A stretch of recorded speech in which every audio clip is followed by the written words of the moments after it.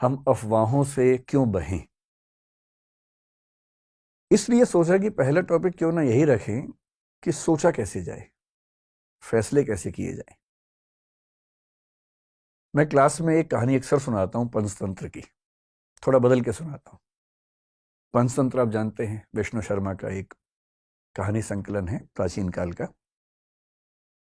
उसमें कई ऐसी कहानियां हैं जो हमें नॉर्मल लाइफ के बारे में, सामान्य जीवन के बारे में एक लेसन देती हैं, सीख देती हैं।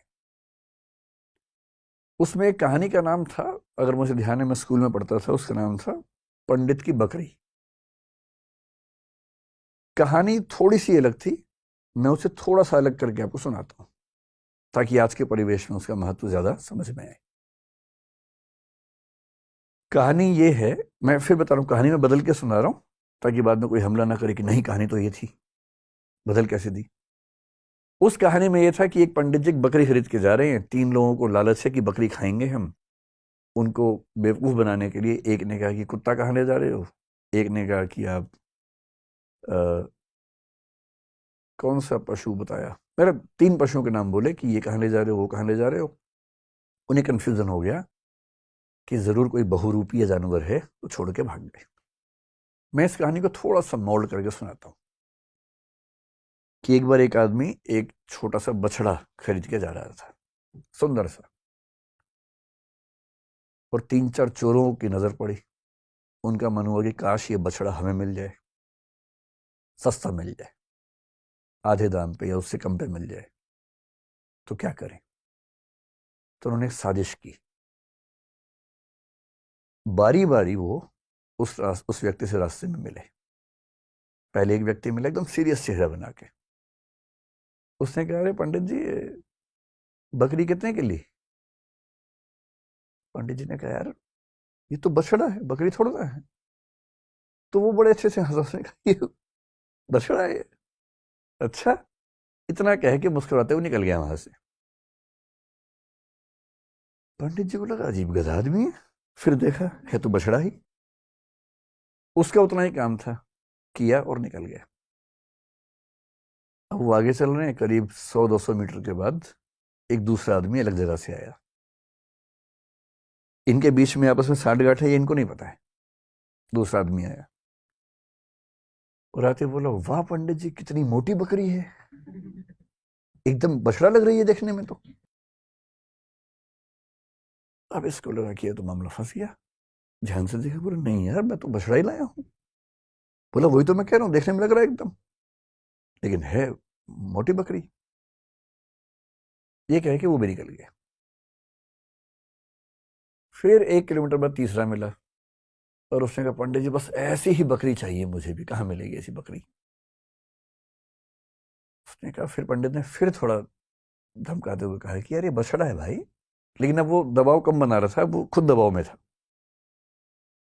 तो वो भी ठहाका मार के ऐसा बोला, बछड़ा ऐसा होता है, अच्छा, ये करके चला गया। और फिर चौथा आदमी जो असली था उनका मास्टरमाइंड, चीफ कॉन्स्पिरेटर, फिर वो आया पैसे गिनते हुए। उसने कहा, अरे अरे अरे, ऐसा ही बकरा चाहिए, ऐसी बकरी चाहिए, कितने की मिलेगी, कितने की मिलेगी। तो पंडित जी को लगा मुझसे बहुत बड़ी गलती हो गई है, मैं तो बकरी खरीद के ले आया बछड़े के नाम पे या बछिया के नाम पे। फिर लगा घर जाऊंगा, घर पे पिटूंगा, इससे अच्छा नुकसान कम कर लेता हूं। तो एज्यूम कीजिए कि उस जमाने में 100 रुपए के आसपास का लिया था, तो उन्होंने बताया कि मैंने 100 का लिया है। प्लस 100 का, बकरी तो 20 रुपए की आ जाती है। लेकिन ये इतनी तंदुरुस्त है, अगर आप चाहें तो मैं इसके बदले आपको 40 रुपए दे सकता हूं। और पंडित जी को लगा कि यार चलो, 60 का नुकसान सही, कम से कम 80 का तो नहीं होगा। और 40 का उसको दिया और खुश होकर घर लौटे कि बच गया आज तो। अब ये जो पंचतंत्र की कहानी है, ये इसलिए है कि जब हम जीवन में निर्णय करते हैं तो हमारे पास बहुत सारे ऊट पटांग से इनपुट्स आते हैं। और यदि आप बहुत समझदार इंसान नहीं हैं तो इस बात का पूरा खतरा है कि कोई ना कोई कभी ना कभी आपको बेवकूफ बना ही देगा। और हम जिस दौर में हैं, हम तो व्हाट्सएप यूनिवर्सिटी के दौर में हैं। सारा ज्ञान ही वहाँ से आता है। सोशल मीडिया, आप लोग मोबाइल फ़ोन के मरीज़ हो चुके होंगे मेरे ख्याल से, मैं भी आधा मरीज़ हूँ, आप भी होंगे ही, आप तो नई जनरेशन के लोग हैं, ज़्यादा मरीज़ होंगे। बिना वजह के मोबाइल फ़ोन खोल लेते होंगे, फिर उस पर करते रहते होंगे ऐसे ऐसे। रील देखें तो रील ही देख रहे हैं, शॉर्ट्स देखें तो शॉर्ट्स ही देख रहे हैं, मन ही नहीं भर रहा है। फ़ोन देखते देखते थक गए और फ़ोन रखा और 1 मिनट के बाद फिर फ़ोन उठा लिया कि थक गए हैं, क्योंकि डोपामाइन रिलीज होता है आजकल फ़ोन देखने से। ये एडिक्शन है, खतरनाक एडिक्शन है। और हर वीडियो में कुछ ना कुछ मैसेज कन्वे हो रहा है। इंफॉर्मेशन इतनी ज़्यादा कभी नहीं आई हमारे आसपास जितनी आजकल आ रही है, और वो भी ऑडियो विजुअल फॉर्मेट में आ रही है। अखबारों के दौर में लिखित सूचना आती थी, केवल साक्षर लोग पढ़ते थे, बाकी पढ़ते ही नहीं थे। आज के दौर में ऑडियो है, विजुअल है, टेक्स्ट है, हर भाषा में है, कोई व्यक्ति बच ही नहीं सकता। और अगर किसी समूह के पास ताकत हो, उसके पास 10,000 ऐसे बेरोजगार हों जिनको काम दिया जाए कि दिन में 500-500 मैसेज भेजने, हर मैसेज के बदले 2 रुपए मिलेंगे,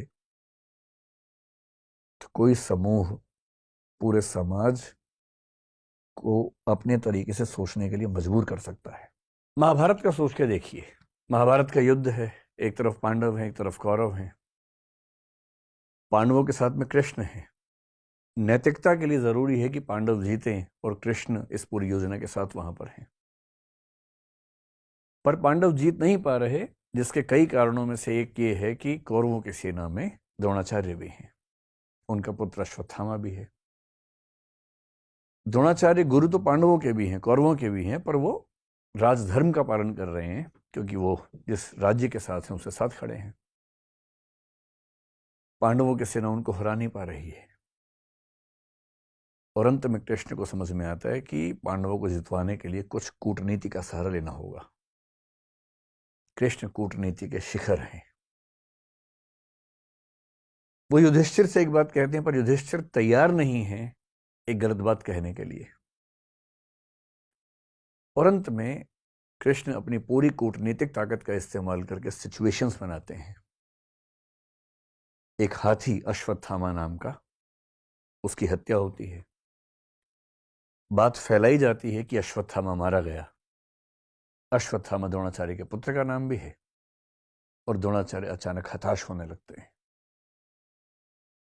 उन्हें फिर भी लगता है कि एक बार मैं खबर को ऑथेंटिकेट कर लूं, प्रामाणिक है या नहीं चेक तो कर लूं। तो वो अपने समय के सबसे प्रामाणिक व्यक्ति युधिष्ठिर से पूछते हैं। युधिष्ठिर धर्मराज हैं, झूठ नहीं बोलते हैं। पूरी पांडवों की सेना ने, टीम ने जब उनसे कहा, वो तब भी तैयार नहीं हुआ कि मैं झूठ नहीं बोलूंगा।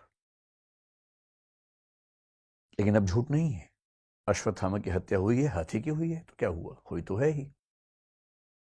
और तब भी वो चाह रहे हैं कि मैं पूरी बात बोलूं। द्रोणाचार्य ने पूछा, क्या अश्वत्थामा मारा गया? युधिष्ठिर कह रहे हैं, अश्वत्थामा हतो नरो वा कुंजरो वा। अश्वत्थामा मारा गया, आदमी था या हाथी था। लेकिन जैसे ही नरो वा कुंजरो वा कह रहे हैं, ठीक उसी क्षण में बहुत तेज शंख बजता है कृष्ण का, और उस शंख की आवाज में द्रोणाचार्य सुन नहीं पाते पूरी बात।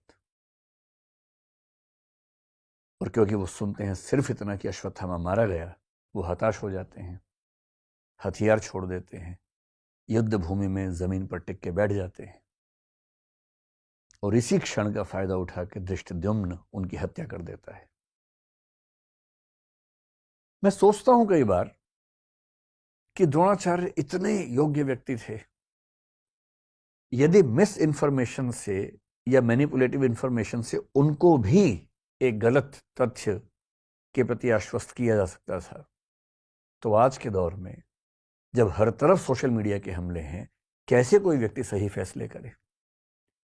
अगर द्रोणाचार्य उस आवाज को सुन पाते, नरो वा कुंजरो वा, तो शायद उनका फैसला बदल गया होता, शायद युद्ध की कहानियां अलग होती। पर किस तरह से सूचनाएं पहुंचे, कौन सी सूचनाएं ठीक से न पहुंचने दी जाएं, कैसे कंटेक्स्ट से बात को हटा दिया जाए, अगर सूचना देने वाले इसमें माहिर हों तो समाज क्या करे, आम आदमी क्या करे, द्रोणाचार्य जैसा महान चिंतक क्या करे। और इसलिए कुछ बातें जो मुझे लगता है कि होनी चाहिए इस मसले पर।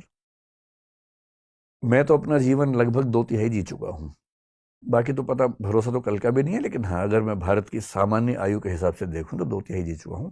आप 1/3 वाले हैं, तो आपके जीवन में बड़े फैसले बाकी हैं। अधिकांश की शादी भी शादी नहीं हुई आप लोगों के ना, चेहरे ही बता रहे हैं आपके, चमक रहे हैं ना अभी।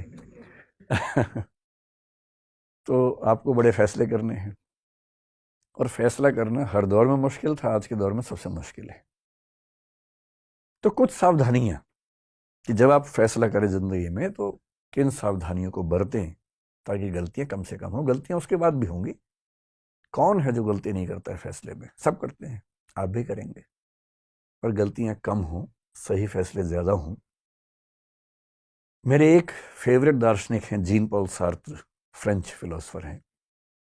उनके दर्शन का सार अस्तित्ववाद कहते हैं, एग्जिस्टेंशियलिज्म कहते हैं। उसका सार ये है कि अपनी जिंदगी की कहानी हम लोग खुद लिखते हैं, और किस चीज से लिखते हैं, अपने फैसलों से लिखते हैं, निर्णयों से लिखते हैं। आपने किसी परिस्थिति में क्या फैसला लिया, इससे आपके जीवन की आगे की कहानी लिखी जाएगी। इसलिए मुझे लगता है कि टॉपिक थोड़ा सा महत्वपूर्ण है।